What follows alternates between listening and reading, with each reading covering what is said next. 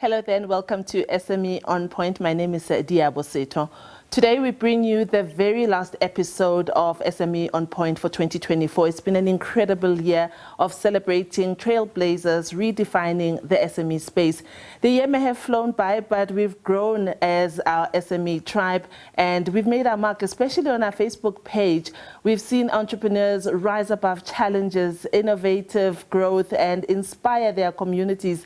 And as we reflect on the milestones of 2024, we also look ahead to the opportunities that 2025 holds for South African entrepreneurs. With new markets, evolving technologies, and a growing SME ecosystem, the future promises to be even greater and has greater possibilities and certainly much brighter. Let's close this chapter with hope and excitement for what's to come. Today, we're wrapping up the year by reflecting on 2024 with 3 Township Economy Award-winning entrepreneurs. Virtually, I have with me Lindelani, who is with Agripreneurs.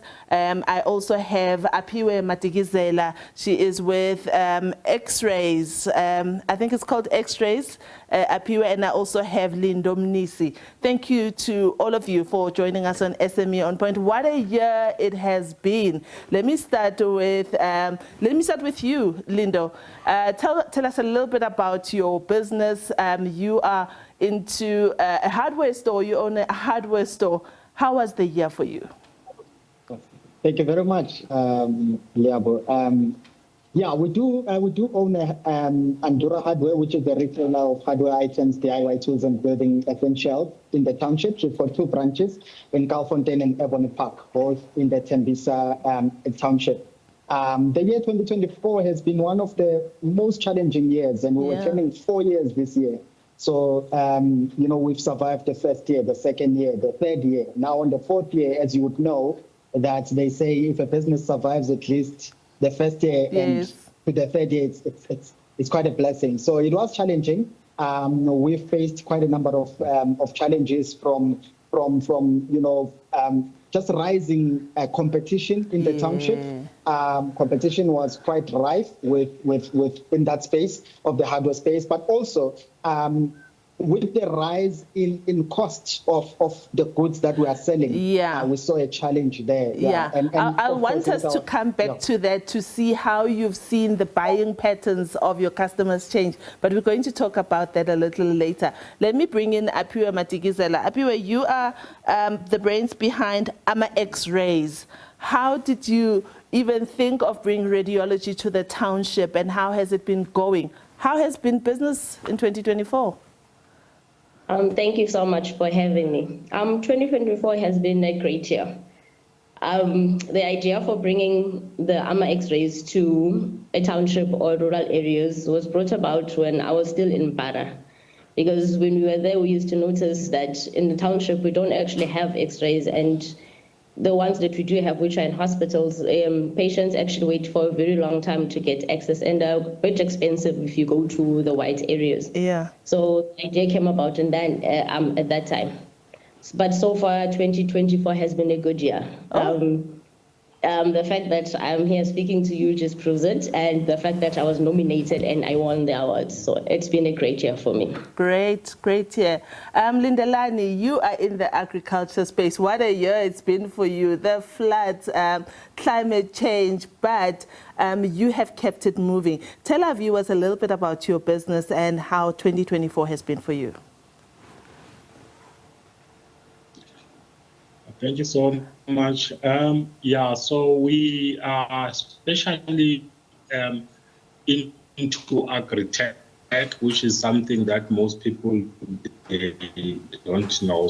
So we are actually combining technology with agriculture for convenience. So it's like your online store that is convenient for farmers to actually list their products and allow end users to buy. So it was a very good year, and the innovation is recognized not only in South Africa but internationally. I recently went to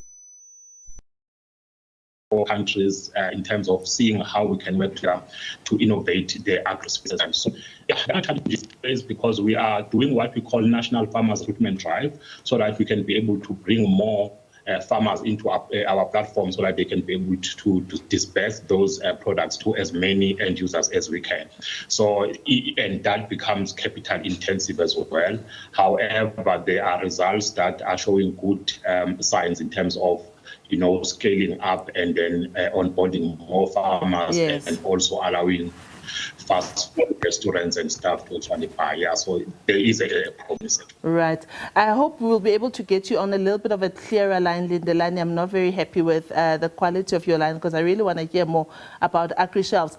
Guys, what unifies you is that you all serve the township economy, and we've seen changes that have happened around the growth of the township economy, but also the challenges that the townships themselves have been under, particularly of late. Aphiwe, when you look at bringing radiology to the township and you look at the purse of the consumer or the household that is in the township, once things get tough and they need to get that x-ray, chances are that they would rather go to a public hospital than pay money to come to AMA X-ray. How have you navigated that space? And perhaps while we are there, Lindo, you can start thinking about the buying patterns and how they've changed.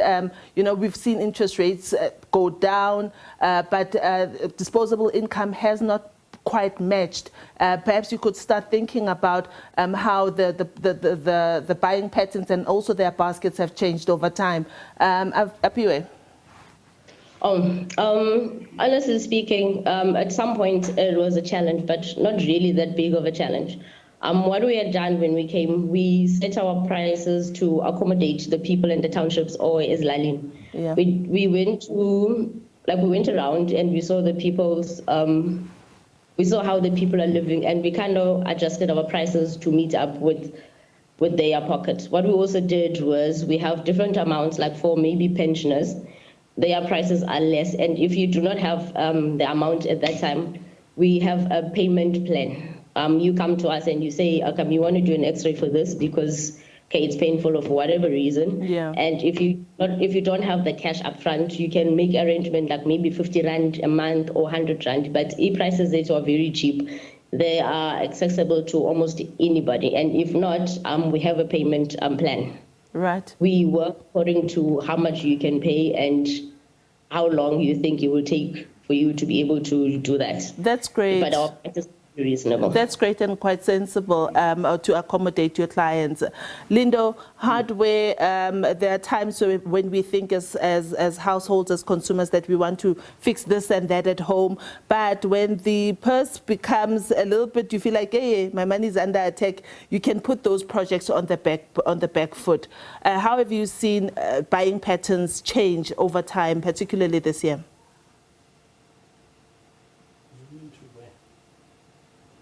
I hope Lindo can hear me.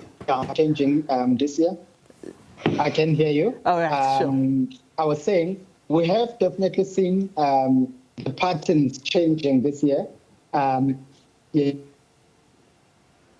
Especially with the space we play in, because we are playing in the space where there's a lot of back rooms being built, a lot of maintenance being done, yes, and all of that. But now with the interest rates and the inflation going up and the salary increases not being seen, it has been a challenge for our consumers and most of our customers.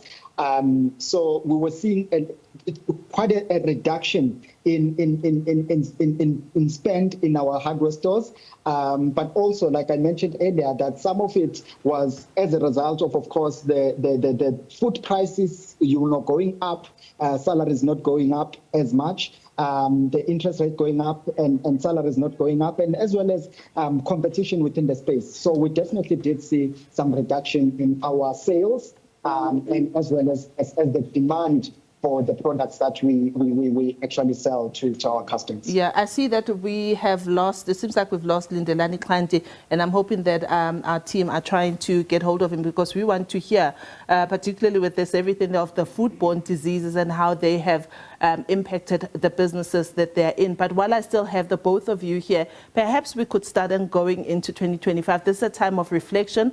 Other businesses are quite busy at this time, but some are starting to take stock about what went right and what went wrong and how you can fix it in 2025. What is going to be foremost on your focus list for the first quarter of 2025, Aphiwe, when it comes to AMA X-ray? Expansion, maybe? More AMA X-rays, maybe? Yes, 2025, I'm really hoping that I expand. I'm hoping that even my client base increases. I've actually taken steps towards that happens. I've increased my marketing. I have been talking to people, and I'm 100% sure with this interview that I'm doing is also going to help with that. But hopefully I do expand. That's what I want to do, and I'm trying by all means to make sure. Yeah, we on SME Point are rooting for you to expand. Lindo, your plans for 2025, how are you going to make sure that you start the year on a better footing? Yeah, no, let me begin by just expressing my gratitude to the Township Entrepreneurs Alliance, which is which the Township Entrepreneurs Awards, basically. So that was very helpful for us. We were able to win the award, which came with a 50,000 Rand cash prize. That is very key for us because it sets us in a good foot for 2025, because we are then able to use all that money to stock up our stores, stock up and put products on our shelves. I think what is going to be important for us in 2025 is to have the products that people need on an ongoing basis. We've tried that, with when load shedding was still a thing, we're able to think out of the box to bring in, your products for solar, for solar products, as well as the gas products as well, because a lot of the customers were then using gas. So we are then taking all of that to say, now we know our buying patterns of our customers. Now we just need to, when we stock up now, we're going to stock up things that they normally buy on a regular basis. Yes. And of course, marketing is going to be key. And just the overall empowerment of me as an entrepreneur, getting more coaching, getting more training from those who have done it before us, so that when we continuously need to learn new markets, new things, so that we are able to serve our customers with fresh ideas. So in 2025, it's a different year altogether. We're bringing new ideas and we're bringing new way of doing things and other products in our stores. And in 2025, we are going to be here to witness all of that. I want to wrap up the last few minutes that I have by dedicating all of them to Lindelani Khanti. Unfortunately, it seems like his line is giving him a problem, but I do hope that he can hear us. Lindelani, we've been talking with the two entrepreneurs about the year that will be, but we also wanted to find out from you, because you work with food, you work with agricultural produce, how have, particularly in the township, the foodborne illnesses that we have seen in the township infiltrating the township, how have you seen that impact the market and how people view your products? And while you add it, perhaps add on 2025 and what you are planning to do better in 2025. Okay, thank you so much. So we use what we call customer validation, so that we can be able to ensure that... Lindelani, are you still with us? Yes. Am I audible? Okay, yes, you are. If you could continue, please. Okay. Like I was saying, that we are actually doing what we call customer validations to ensure that what we produce is actually needed by our customers. And then that is exactly what we are trying to do, because it makes things easy for us to actually sell what is required and what is on demand. So there is a big opportunity for us to actually tap into bigger companies. We've already been approached by the hypermarkets that want us to supply thousands and thousands of products. So which is a good thing at a national footprint. So we are looking forward to 2025 for sure. Yeah. And how have you been impacted by this foodborne diseases since you work with food? And I know that a lot of people have changed even their street eating habits because of this. I know you work with produce. Did you get impacted at all? Okay, luckily enough, because all our farmers that we are working with, they are compliant in terms of everything that is to diseases. So that is why it makes things simple for us, especially to actually not being affected. And we are working with the Agricultural Research Council as well, who contributes a lot in terms of, mitigating the challenges of the diseases. So, so I think that is not an issue for us for now because we've got partners that we are working with that are assisting in that regard. Right. To the three of you, thank you so much for your time. We on SME On Point would like to firstly congratulate you on the awards that you won. It was, 2 weeks ago now? Congratulations, and we wish you all the best in 2025. We will be following your respective journeys to see how you make the impact in your communities and how also you bring in other people to join in, because we here on SME On Point are big on growing the ecosystem of the SMEs in South Africa. And thank you so much for your time. I've been chatting to 3 entrepreneurs and reflecting on the year that was and also looking at 2025. I've been speaking to Lindelani. He is the founder of AgriShelves Group. I've also been speaking to Aphiwe Madikizela. She is the brains behind AMA X-Rays. And I've also been speaking to Lindo Mnisi. He runs Andura, and they've been sharing their journeys with us and also what they're going to be doing better in 2025. This is our last show, like I said, for 2024. And like I always say, please support small businesses in your communities. Really make a conscious effort to say this festive season, you are going to buy from a small business, you are going to refer a small business, you are going to post a small business. And while you're at it, let's make those rands and cents circulate. Happy holidays.